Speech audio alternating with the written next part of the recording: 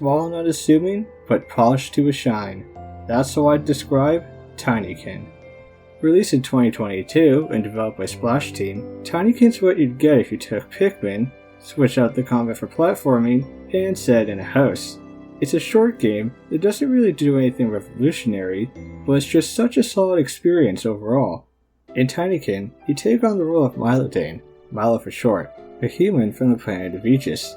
While a human colony, he theorizes that humanity didn't originally come from Aegis, and, after detecting a signal of human origin from outside the galaxy, he sets out to explore this new planet and discover where humanity really came from. He finds himself stranded in a strange land, which to us looks like a house from the 90s. It's inhabited by sentient bugs, and he allies himself with Ridby, a Mothman whose goal is to complete a device blueprinted by Ardwin, a mysterious figure who used to live in the house and is seen by many as a deity. The many bugs have formed several societies throughout the house, and the world building here is pretty decent. There's also this creepy eye thing that you can catch just watching you sometimes, hidden within the circles.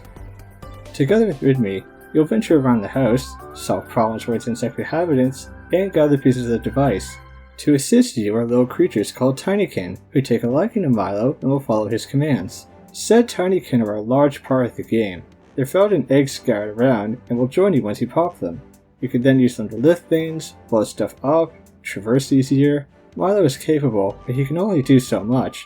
They know how to find Tinykin in every area to act as solutions to the problems you face. The areas in question are surprisingly large and filled with stuff to find.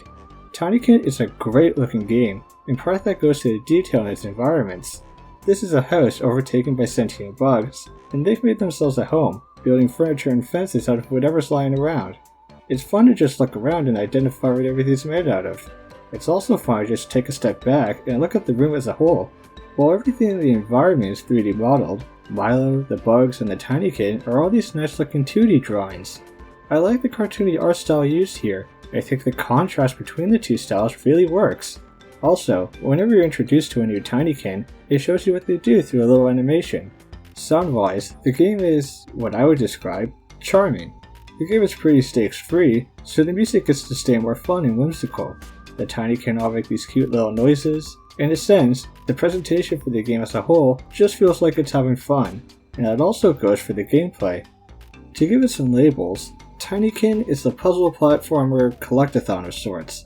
There's no combat, and death by falling is a slap on the wrist. It's just a comfy time exploring the environments, collecting Tinykin to solve problems, and nectaring key items to complete quests. As Milo, you have access to soap-based powers, including bubbles that allow you to float in midair, and a bar of soap to act as a skateboard for fast movement. This soap board is actually pretty fun to zip around with or grind rails on. As you make your way around, you'll activate these soap rails that allow you to quickly get to the other side of the map. Sometimes the stage even has a central point where it all connects to, making it easy to get from any point to any other point. They even added in some challenge races after the game's launch that gives you more of a chance to use it. The soap bubbles are also nice, especially when you get more of them as you play, and eventually can float across great distances. But the game isn't called Milo's Soap Powers, it's called Tinykin. The Tinykin are very fun and come in multiple types. Pink Tinykin are useful for lifting things or weighing them down. Red Tinykin can act as throwing explosives, though it's a little weird how okay everyone is with that. I'm pretty sure you're killing them. Being able to rapidly throw the Tinykin is pretty fun though. My favorite were actually the green ones, who form a ladder that gets taller and taller the more you collect. You get a variety of Tinykin by the end that each have clear roles only they can do.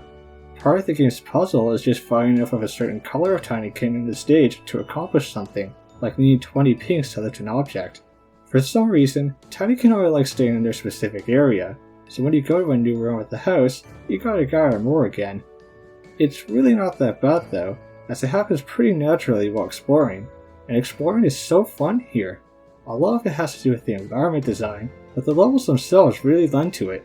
While each room has a central task, it's pretty open to how you go about doing it.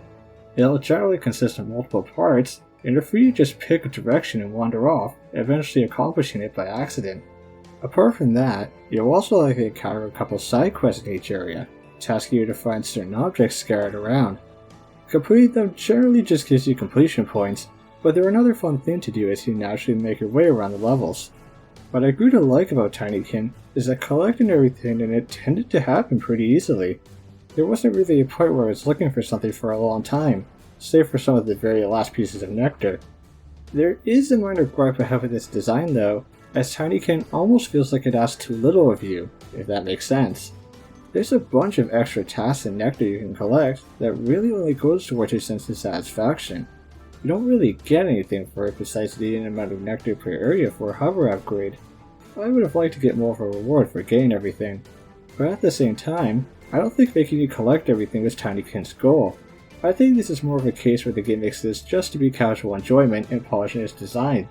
I'm sure a lot of people might like the fact that you don't lose out on the experience by missing one or two things. All in all, Tinykin provides a very casual and fun experience. The graphics and music are charming, as is the simple gameplay. It doesn't ask too much of you, so you can feel free to just play at your own pace without worrying about missing a collectible. I think this is a great baseline for what could be a fantastic sequel, and the ending does leave room for one. Who knows if we'll ever get it, but in the meantime, we can enjoy what we have. So if you want something Pikmin-like, or just a charming little game to relax to, go play Tinykin. If you enjoyed the video, consider leaving a like or comment.